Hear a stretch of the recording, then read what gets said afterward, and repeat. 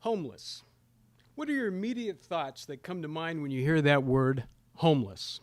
Someone who's begging for change on the street, someone who has drug, alcohol, or mental issues, someone who is financially irresponsible, and this is how they ended up in this position? Well, I haven't had any of these issues in my life, and that was me, homeless. Sleeping in my car at times, homeless, just up until recently. Starting out my journey of homelessness at the beginning of this past holiday season. A predicament I never thought I'd find myself in a million years. What led me to being homeless was totally and completely out of my control.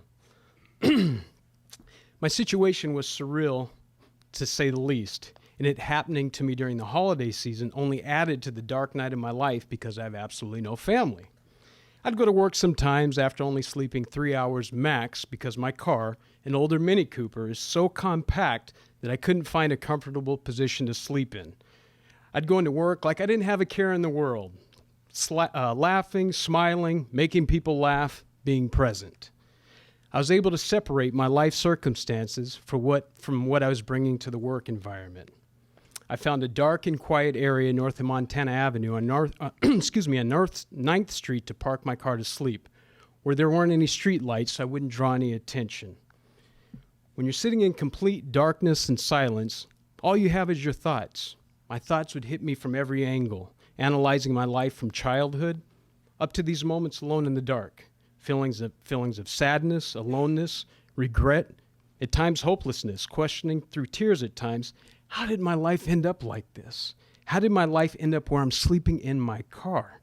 And sadness from not having a family of my own. And as the saying goes, when it rains, it pours. For me, it felt like I was in a relentless monsoon. A few situations stand out. One morning, I'm getting ready to go to work. The iron burned my pants, ruined them immediately. An hour later, I'm driving to work in Malibu, going up the hill. Boom! This big rock hits the bottom of my car and cracks my oil pan. All of this on top of not knowing where I'd be sleeping that night. I drove to the shop the next morning. They tell me the oil pan is over $700 to fix, which given my situation, obviously, I didn't have. But fortunately, the shop agreed to let me make payments. New Year's rolls around. I'm thinking, great, a fresh start.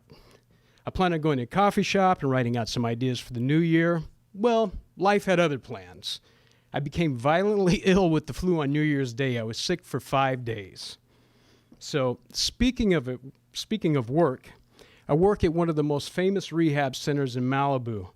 It's a great place to work if you want to be of service, but definitely the wrong place to work if you suffer with envy and jealousy, which fortunately I don't because some of the clients are the wealthiest people in the world. During my time of homelessness, there were a couple of comedic moments that stand out while I was at work. One client in particular comes to mind. She's a very wealthy woman from the Bay Area. Friendly enough, but certainly lets you know she's wealthy. So we're doing the small talk thing, and she proceeds to tell me, in her exact words, my mom just died and she left me a buttload of money. And one of the accounts had $800,000 cash in it. I smiled and I said, good for you. I was laughing internally thinking, this is hilarious. Here I am homeless, sleeping in my car at times, and she's talking about one of her accounts having $800,000 cash. I couldn't do anything but laugh. And during this time, someone I know, a good friend, suggested to me what they thought was really good life advice. Christian, you should be dating. You do realize my situation, right? They said, yeah, but you never know. Can you picture the conversation? You know, you ask the basic questions. What do you do? Where do you live? So, Christian, where do you live? Santa Monica. I love Santa Monica. Where in Santa Monica? Off of Montana. I have a nice little portable bungalow, La Casa Mini. So even in the most darkest and bleakest of times during this situation, I knew I could make it because of what I had survived in my childhood. Just to give you a brief picture. As a child, I had both parents in prison, my father in federal prison, my mother in state prison. I was in the foster care system while they were in prison. I survived all this and so much more, but you get the idea. But I not only survived, but what should have destroyed me didn't. I came out of that as a compassionate and empathetic person. I truly feel like I'm a miracle in every sense of the word. So at the depths of my soul, I knew I'd survive this most recent trial in my life, even with no signs of my life saying otherwise. I found hope in various ways during this time in the most simple but most profound and beautiful ways. Going to the Santa Monica Bluffs and looking out into the ocean, sitting along the shore and staring out at the beauty of the ocean in front of me, hoping to see dolphins swim by. Chris Gardner's story, a guy nicknamed Malibu Man, a homeless guy who walks from Malibu to Santa Monica every day, and it's amazing to see. He doesn't know I see him, but I've been watching him for 4 years. I'd also do a gratitude list sometimes, being thankful for things I take for granted, like being able to see, hear, walk, food. When you're in the situation I was in, you look for anything to be grateful for. One time that really stands out for me as far as giving me hope was at the Santa Monica YMCA one afternoon.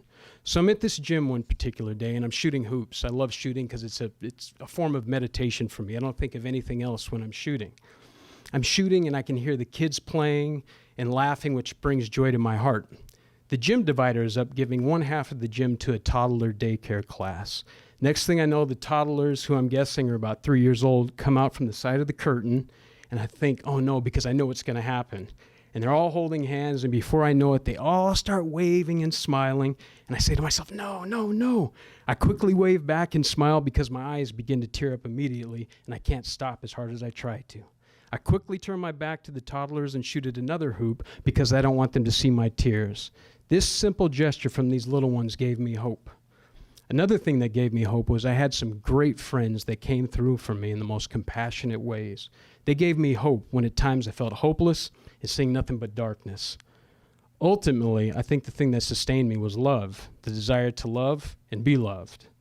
What I learned through this time of darkness was that I had the strength to make it through, still keeping my ability to laugh, still keeping my heart open without being closed off, angry, or bitter.